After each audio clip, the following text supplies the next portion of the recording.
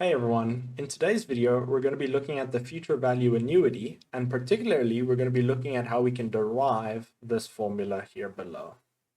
So let's get into it.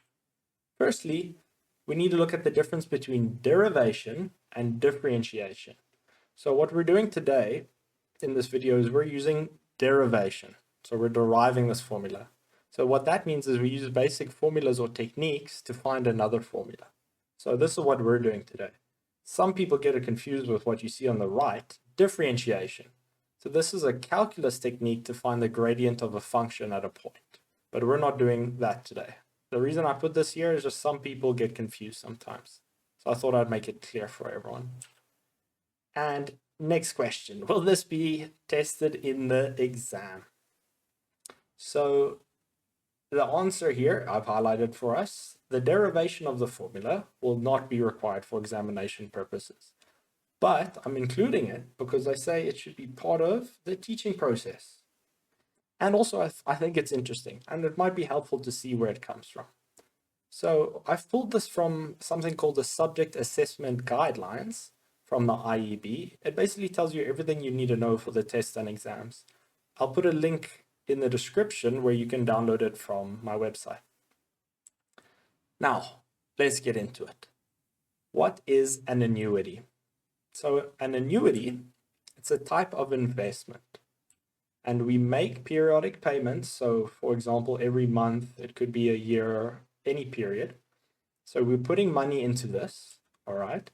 And interest is earned on money in the account. So every month we're accumulating money into this account. We're just putting money in. And as that money gets bigger, it's growing because we're putting more money into it. But it's also growing because we're earning interest on the money in the account. So we're earning interest on the capital amount in the account. So it's often offered by insurance companies, and a type of an annuity that's often offered is a retirement annuity. So over a period of 20, 30 years, you're making monthly payments into this account, and it's getting bigger and bigger, but also the bank is giving you money, it's giving you interest because you're putting money into this account, and the bank's then using your money. So let's have a look at the future value formula. So this F stands for the future value. So this is what we'll have at the end of the account. So F is the money at end. So the money at the end of account. The X is for your periodic payments. We're going to be assuming it's going to be monthly payments, but it could be annually payments as well. So X will be your monthly payments. Your I, we've seen this before in the finance section, is your interest rate. So again, this could be compounded monthly, annually. You just need to be careful with that. And I is your number of periods. So it's often your number, people say it's your number of years, but it's the number of periods. Because if you remember, if you're compounding monthly, that means you're going to have 12 periods a year. So if you're compounding monthly for 5 years, your N is going to be 5 times 12. Because there's going to be 12 periods a year, and you have 5 years. So your N in this case will be 60. So just careful with that. That's a bit of me going off on a bit of a tangent. But let's move on to the derivation. All right, let's assume we have this timeline. So we have time 0 here, time 1 here, time 2 here, time 3, 4, and 5. Okay, so when we use the future value formula, we have to wait a month from the start before we put money into the account. So here's the start at time 0, but we wait a month before we put money into this account. So let's say we put 100 Rand after 1 month, all right? And every month we make these periodic payments, 100 Rand, 100 Rand, and 100 Rand. And also on the last month, all right? So it's very important that at the start, we don't invest. So you'll see there's nothing here. And it's very important at the end of an account, we also make a payment on the last day. So that last month, we also make a payment. So you'll see also in the tests and in exams, they'll make a statement about that the reason we need this is because this is when our future value formula is valid. Okay, so let's have a look at what's happening here.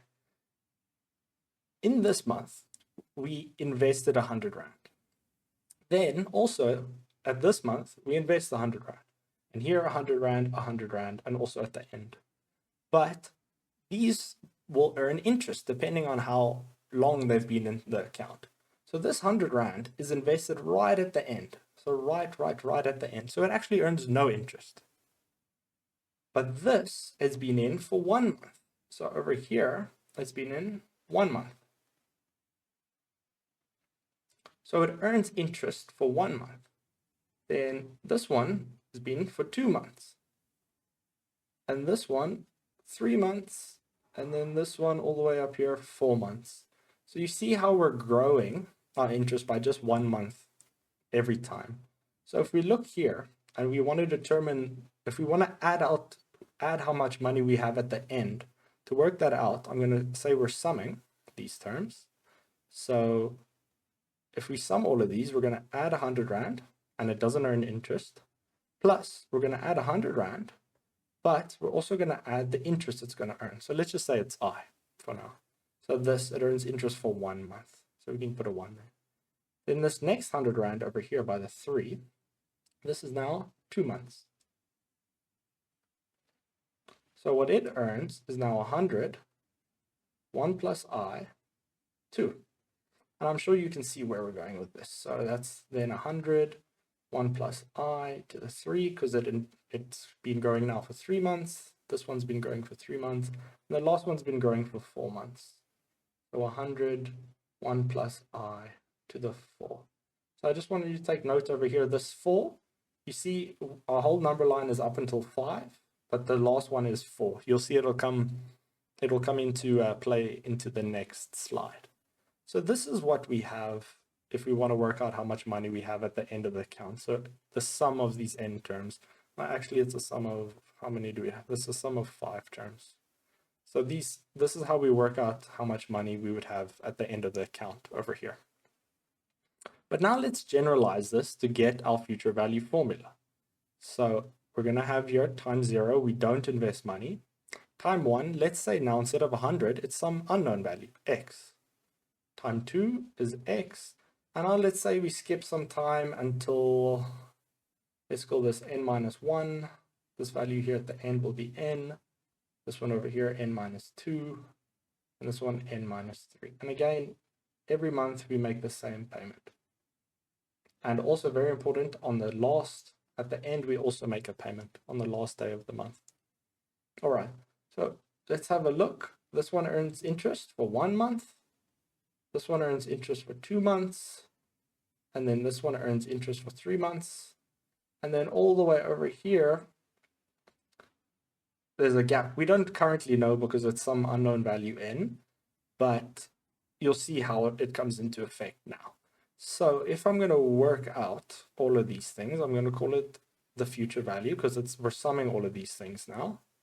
Or rather, let me not actually call it future value. Let's just call it the sum of n terms. So we take this first one, x, it earns no interest. So we say x plus, then this one is for 1 month. Let me write here 1 month. So to work that one out, we say x, 1 plus I. And then this one was 2 months. I'm sure you get the process now. Plus x, 1 plus I squared, plus x. This one now is for 3 months plus, and we're going to skip a bit until this last one. So the last one will be x, 1 plus I to the n minus 1. This isn't too important, this last bit, because we only need this little bit to see what our pattern is. But I just want to highlight this. The reason this is n minus 1 is because you can see here, this is 4, even though we were dealing with 5. So I hope you can see that. This is a n, and this is n minus 1. So if this was 5, this would then be 4. Okay. All right, so let's have a look at what we have here. I'm going to put it on the next slide for us. So this is what we have. So you'll notice in the top right, I've put the sum for n terms for a geometric sequence. So some of you might have already noticed, but this over here, this whole thing is a geometric sequence. And the reason is because we're multiplying by a common ratio every time. You see how this is our common ratio? Every time we're just multiplying every term by 1 plus I. So this is our R, 1 plus I is our R. So to use this formula, we need to find the A, we need to find the R. So we know what our A is. A is just the first term, which is X. R is our common ratio, which is 1 plus I. So if we use this formula here, we have the sum of n terms is equal to our first term. I'm just going to put it here in the front. And I'm going to open a bracket here.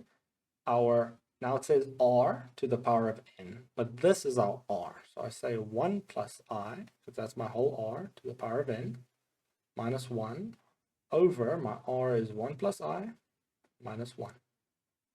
So if I do that, I just need to simplify the bottom.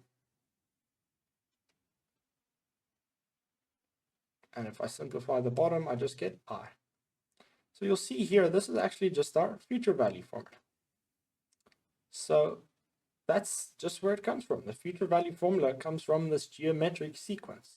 So the future value formula tells us how much money we will have at the end of our account.